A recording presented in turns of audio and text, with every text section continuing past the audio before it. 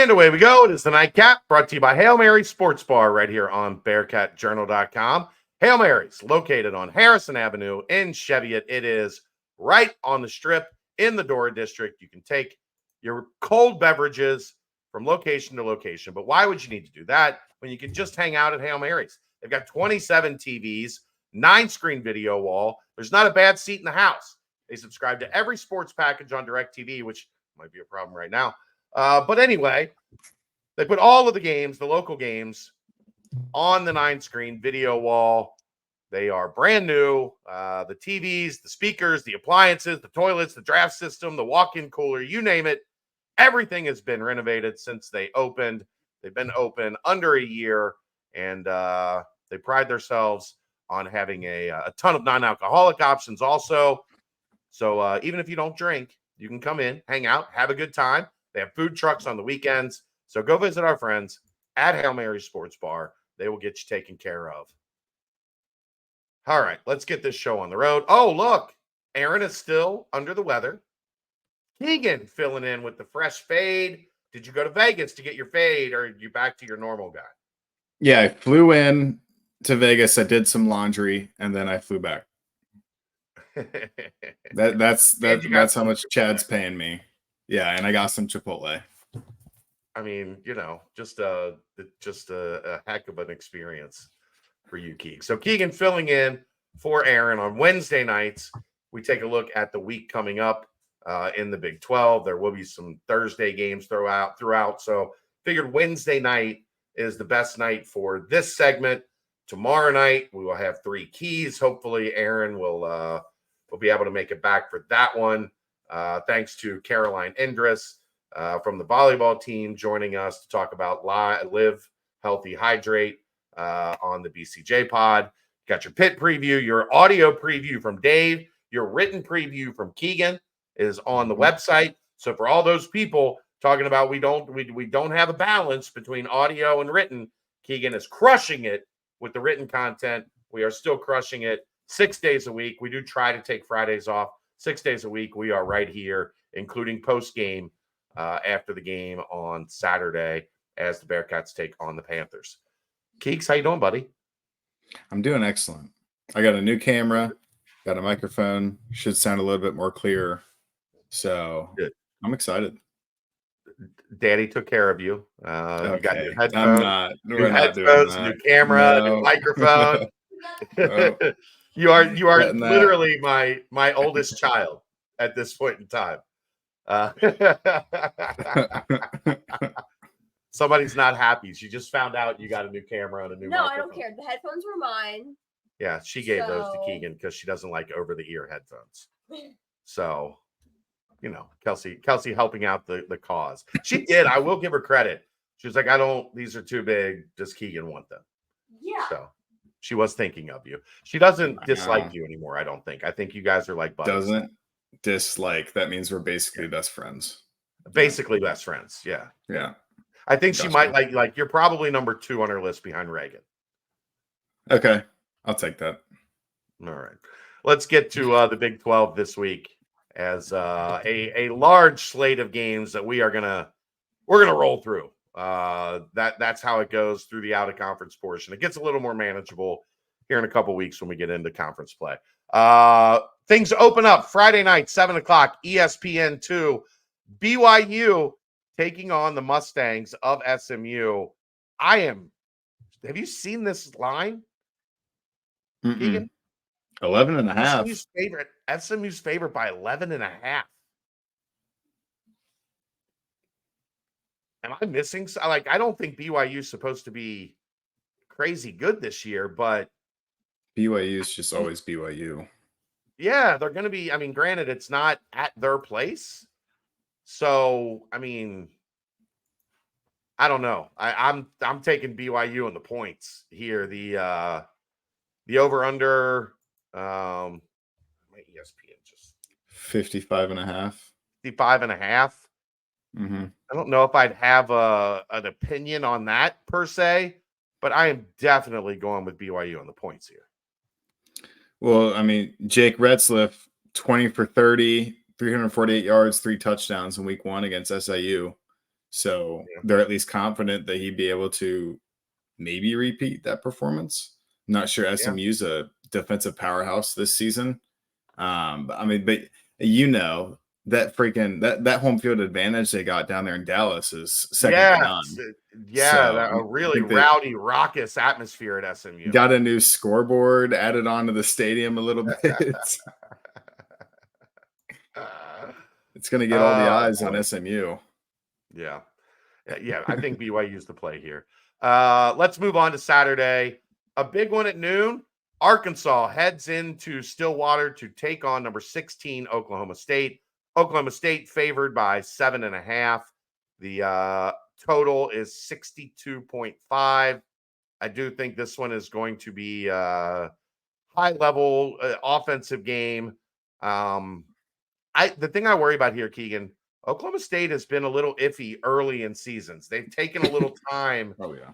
to really find their rhythm. I don't know how good Arkansas is. I mean, it sounds like Sam Pittman kind of on the hot seat, or at least the warm seat in Arkansas to get this thing rolling this year.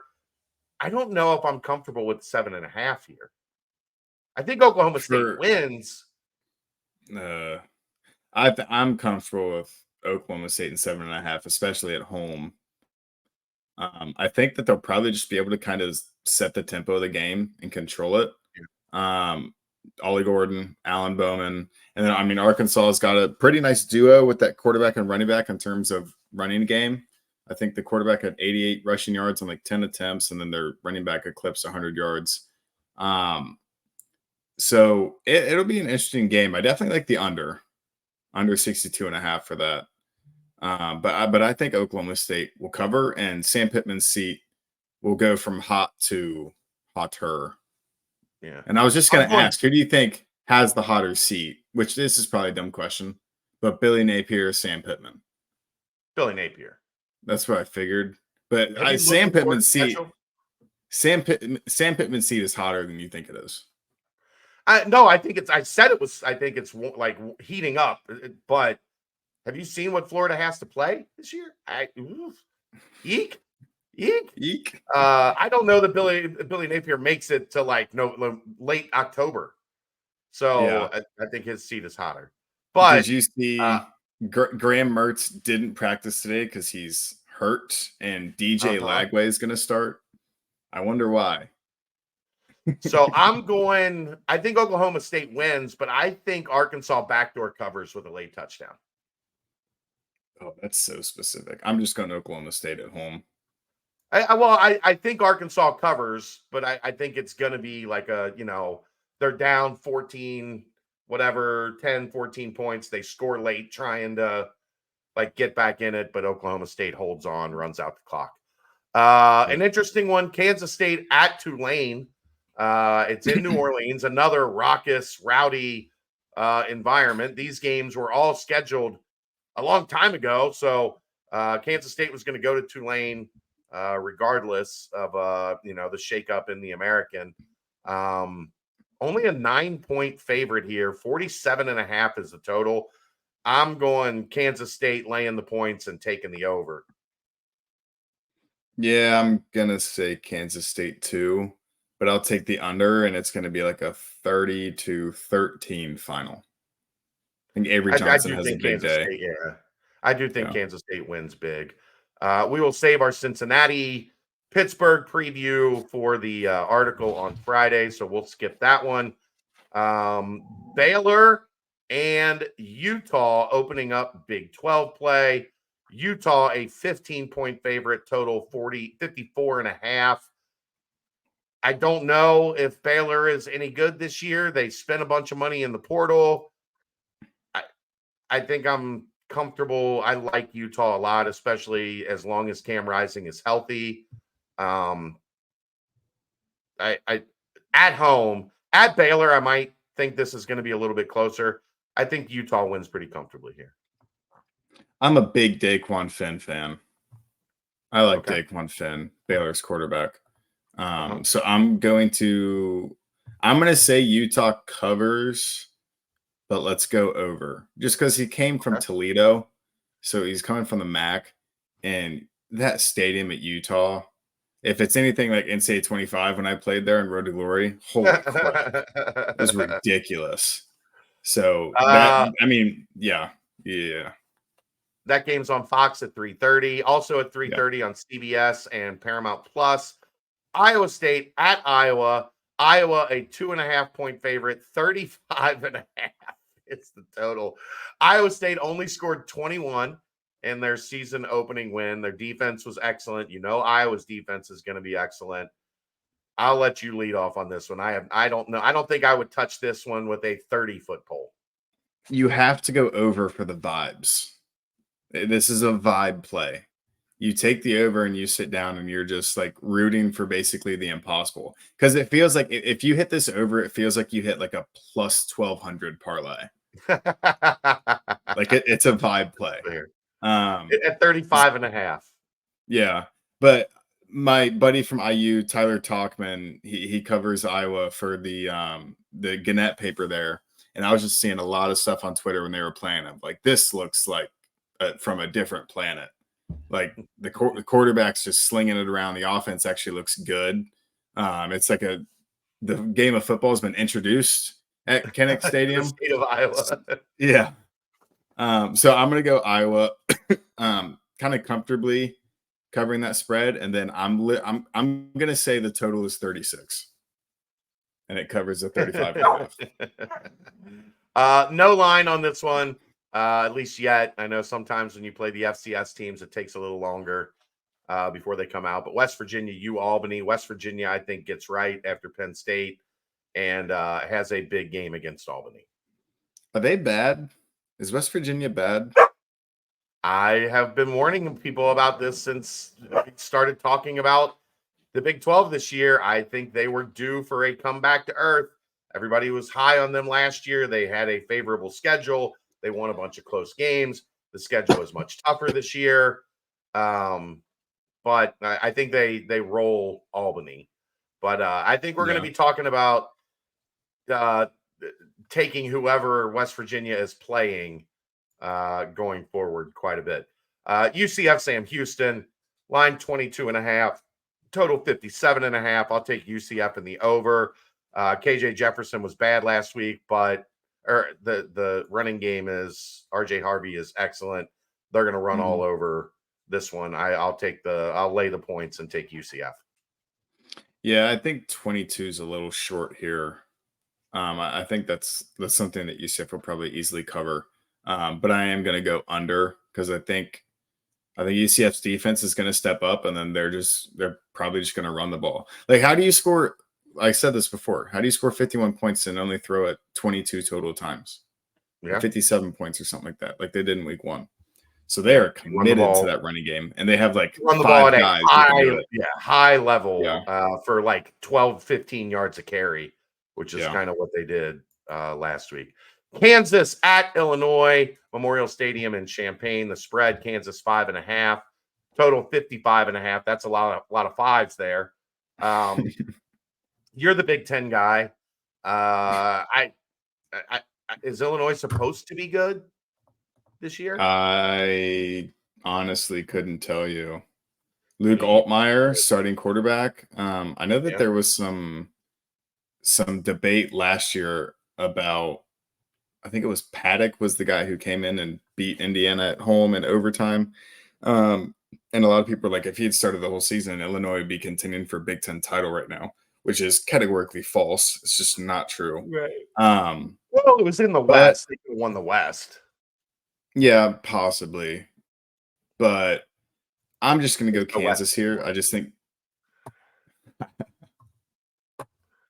I'm with you. I think Jalen Daniels is just a good football player, and I'm going to trust him to go in there. But that stadium, that's going to be a good crowd. So that might not be a bad game to watch on FS1 if that's what you're going to pick out of the late slate. I love Devin Neal. Give me Kansas. I'll lay the points. I'll lay the 5.5, 7 o'clock FS1. 7:30 on NBC and Peacock. The nation will be watching Colorado, Shedeur Sanders, Travis Hunter. Is Nebraska back? Nebraska with Dylan Raiola. Nebraska 7.5-point favorite, total 58.5. Matt Rule usually gets things turned around in year 2. I will go Nebraska and lay the points. I think they handle Colorado fairly easily. You want to know something kind of interesting? I looked on DraftKings, I think a week ago. I was just wondering, I was like, what are the Heisman odds right now? And Dylan Raiola had the same Heisman odds as Ollie Gordon to open the season.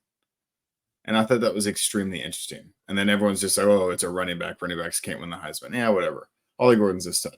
But Dylan Raiola is also very, very good, even though the imitate Patrick Mahomes shtick is kind of getting tiresome. So I'm going to go. I'm going to go Colorado money line. Why not? Yeah, I think Travis Hunter shows up. Dave and I talked about it. He's probably the best player in football, in college football. Yeah. He probably won't win the Heisman, but Houston at Oklahoma, 7:45 SEC Network. Oklahoma favored by 29.5, total 49.5. They do not expect Houston to score very much here. I don't know. 29.5 is a big number. Yeah, but I think I'm gonna lay it though. I think I'm gonna lay it. Houston was bad. Yeah, UNLV just kind of punked Houston at home with an FCS transfer quarterback. So I'm pretty confident that Oklahoma is going to take care of business here, especially short travel. Yeah, like we're running long on time here. TCU is going to spank Long Island. Arizona is going to spank Northern Arizona. No need to really get into those. Texas Tech at Washington State. Washington State a 2.5-point favorite, 65.5 the line. They expect this one to be a high-scoring game in Pullman. Texas Tech struggled to beat Abilene Christian. I'm going with Washington State. I don't think Texas Tech is good, especially defensively. I'll lay the points and take Washington State. Yeah, I'll go Washington State and over in honor of Mike Leach. Coached at both schools, and it's a 65.5-point over for a reason. And I think they put him in the Washington State Hall of Fame already. Rest in peace to the Pirate, Mike Leach. And then finally, 10:30 ESPN, Big 12 After Dark, Mississippi State at Arizona State. Arizona State is a 6.5-point favorite. They were picked last in the Big 12, but they had an impressive week one. The line is 59.5. Arizona State comes crashing back down to earth. Mississippi State, I'll take the points. I might go money line Mississippi State over Arizona State here. I'm going to go Arizona State just because Kenny Dillingham was a fun interview at Big 12 Media Days. This is another vibe play. Arizona State -6. I'm trying to relay to people how useless gambling information is. So I'm just going to say vibe play, and then it's probably going to work.